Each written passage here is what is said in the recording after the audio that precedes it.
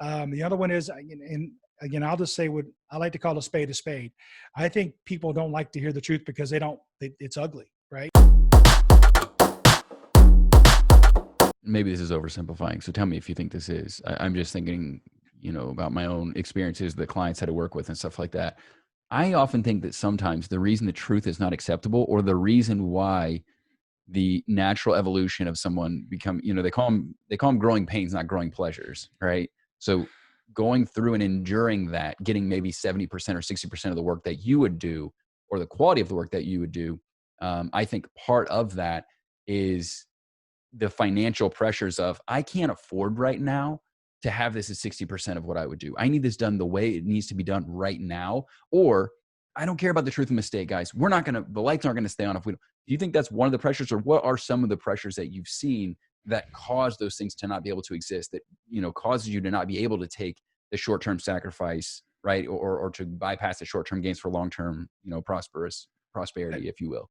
I think your time is limited as an entrepreneur. And Okay. so, you're focusing on the things that you feel are the most important that you need to get done right.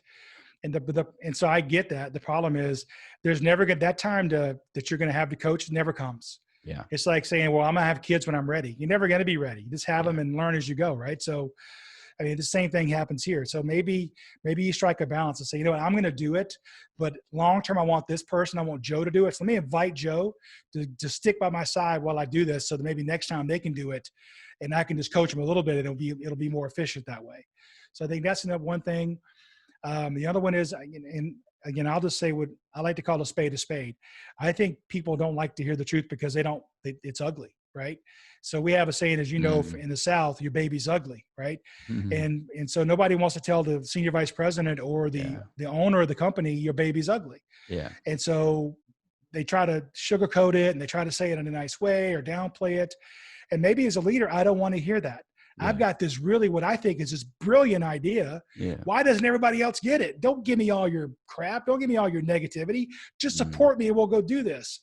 And that way, if you do that, the people are going to say, well, I don't want to risk my relationship with the owner or my job.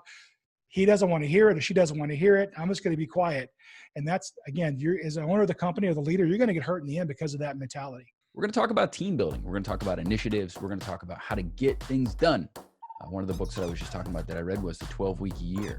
And a lot of what I was learning was things that honestly I hadn't been doing myself. And I'd like to consider myself somebody that actually studies a lot of these things as far as execution, hitting initiatives. It gets challenging when you have a team involved, right?